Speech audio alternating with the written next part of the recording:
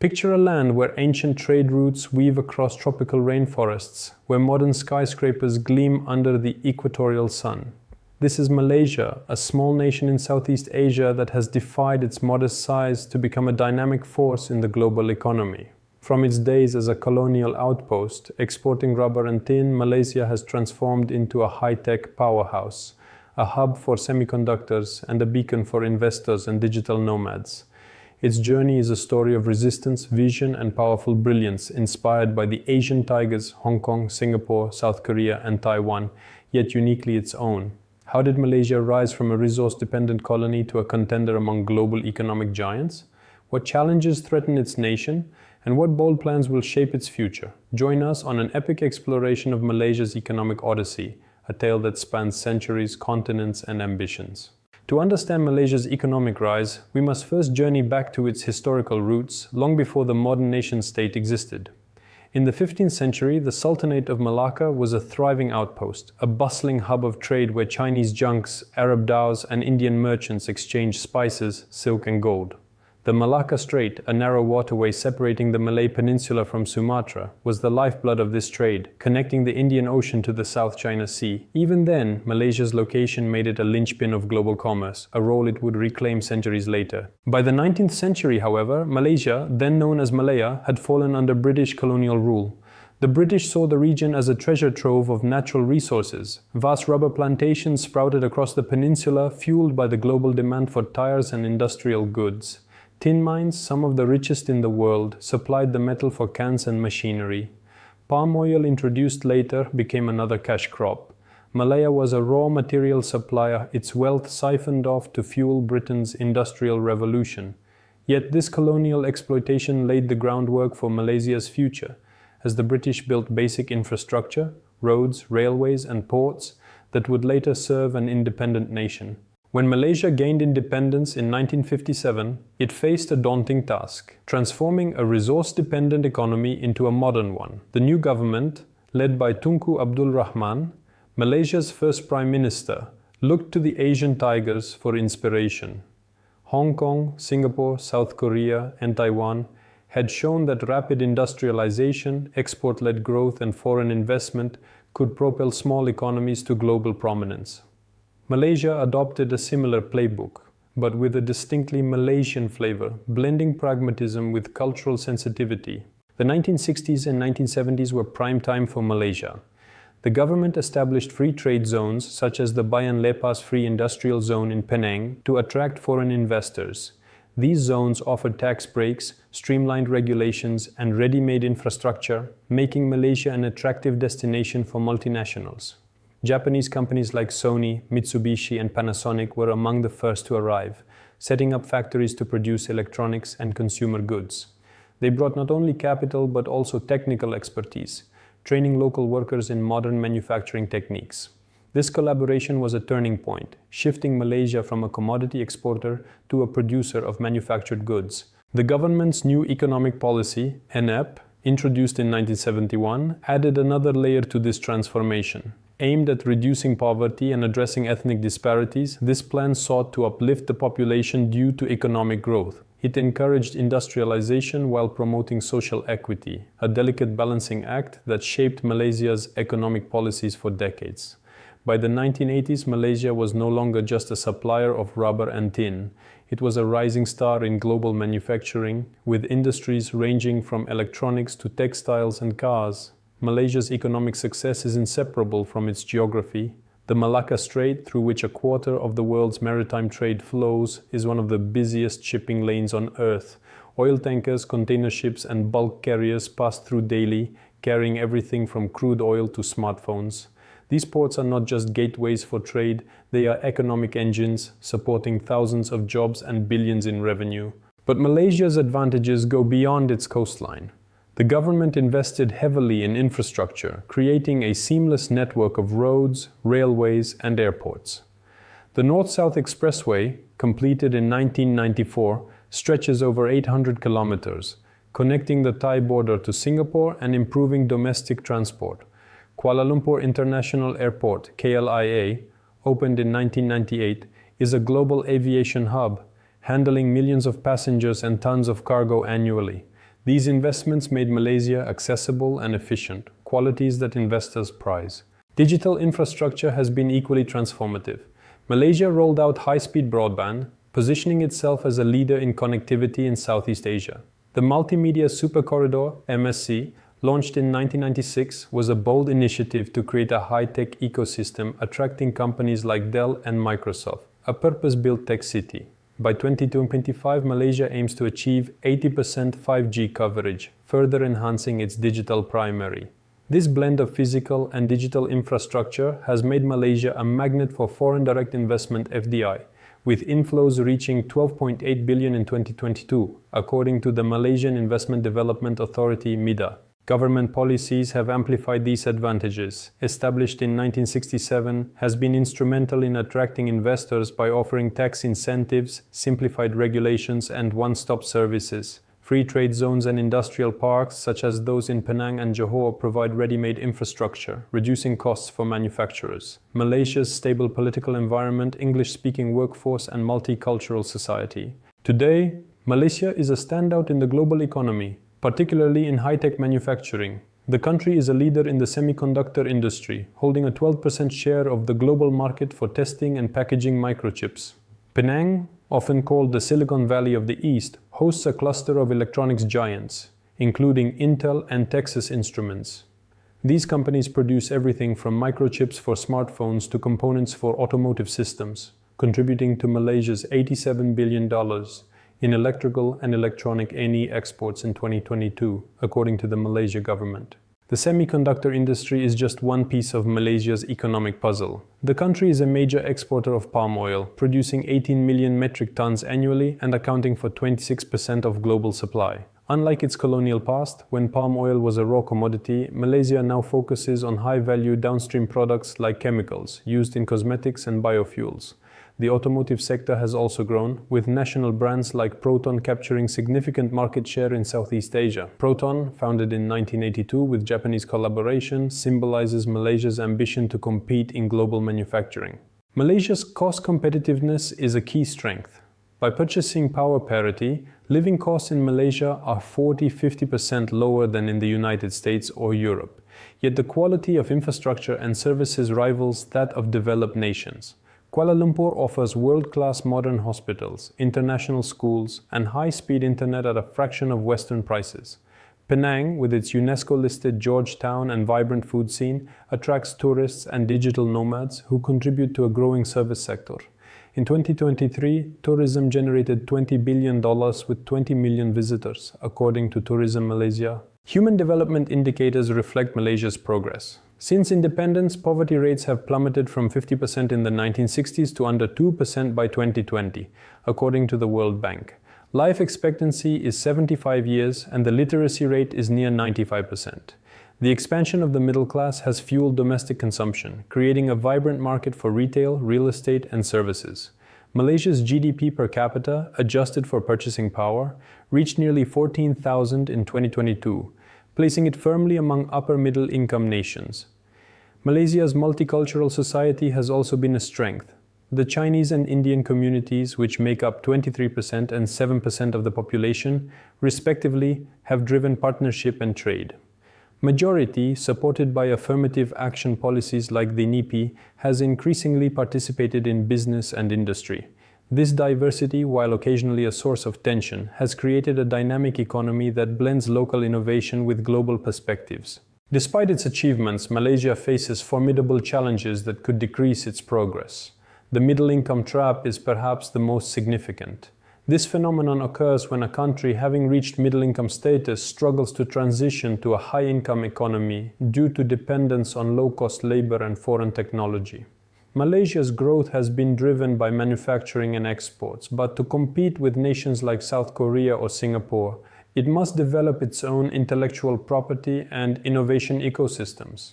Without this shift, Malaysia risks being outpaced by lower-cost players like Vietnam or Indonesia. Regional disparities are another challenge. Peninsular Malaysia, home to Kuala Lumpur, Penang, and Johor, is far more developed than the eastern states of Sabah and Sarawak.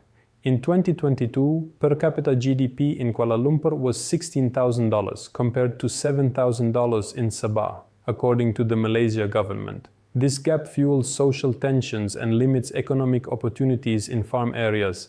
Ethnic disparities also persist, with the population often lagging behind Chinese and Indian communities in income and education. The NIPI and its successors, such as the Economic Transformation Program, aim to address this imparity, but critics argue they sometimes favor one group over others, creating inefficiencies. Global economic pressures add complexity. Malaysia's export-driven economy, which accounts for 68% of GDP, is vulnerable to fluctuations in demand for electronics and commodities. The US-China trade war, which began in 2018, disrupted global supply chains, forcing Malaysia to adapt to new trade dynamics. Climate change poses another danger, with rising sea levels endangering coastal infrastructure and extreme weather affecting agriculture. The palm oil industry, a major economic driver, faces scrutiny for deforestation, pushing Malaysia to adopt sustainable practices to maintain access to markets like the European Union. To overcome these challenges and achieve high-income status, Malaysia launched the new Industrial Master Plan (NIMP) on September 1, 2024. This ambitious blueprint aims to transform the manufacturing sector, which contributes 22% to GDP and employs 3.2 million workers, into a high-tech, sustainable, and inclusive engine of growth. Unlike previous plans, NIMP 2030 adopts a mission-based approach, with 4 key missions and a suite of strategies to propel Malaysia forward.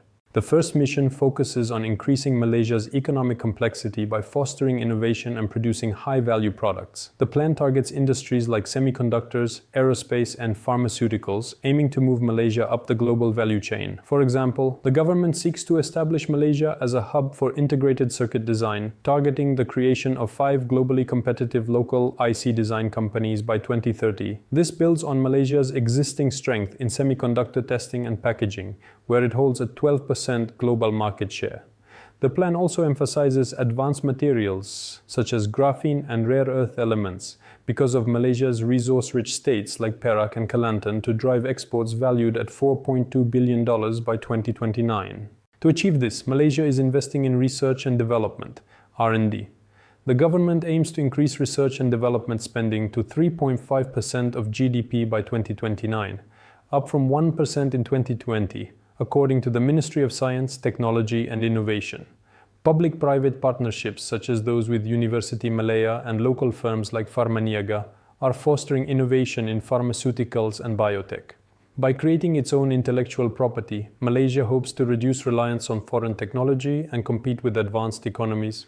Digitalization is central to NIMP's second mission. Malaysia aims to transform 3,000 factories into smart factories by 2029, integrating Industry 4.0 technologies like artificial intelligence and big data analytics. The goal is to position Malaysia as a generative AI hub, fostering local AI companies and system integrators. The My Digital initiative, launched in 2021, supports this by targeting a 25.5% contribution of the digital economy to GDP by 2025. This includes expanding 5G coverage and training 27,000 digital professionals annually. However, challenges remain.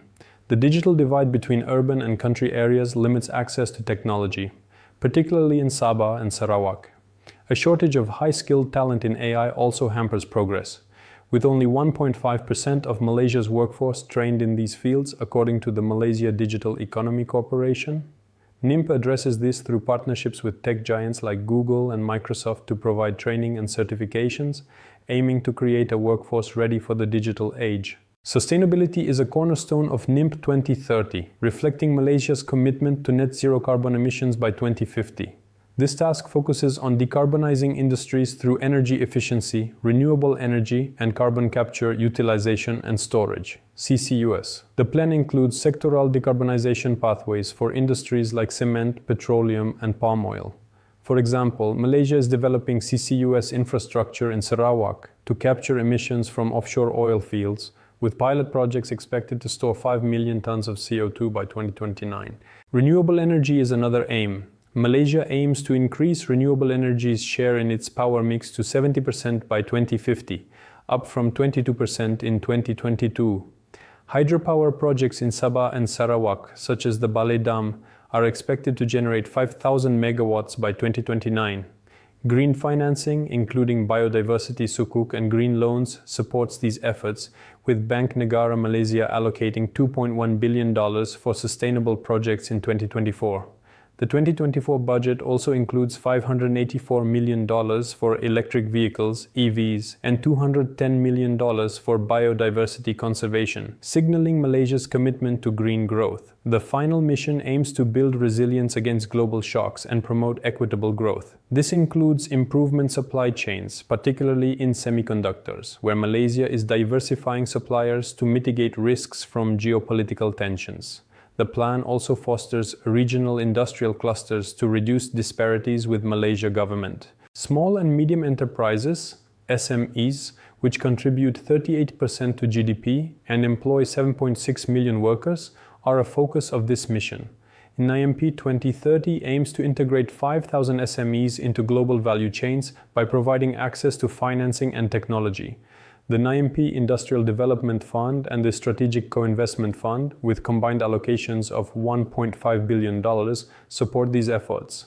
NIMP 2030 relies on four main points: financing, talent development, investor journey streamlining, and governance. The government has committed $2 billion to catalyze private sector investment, with the total cost estimated at $20.5 billion.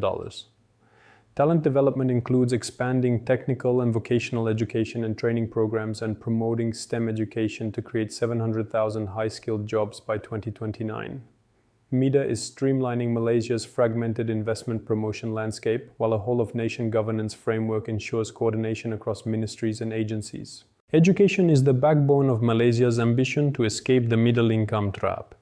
The country has made remarkable progress, with a literacy rate of 95% and near universal access to primary and secondary education.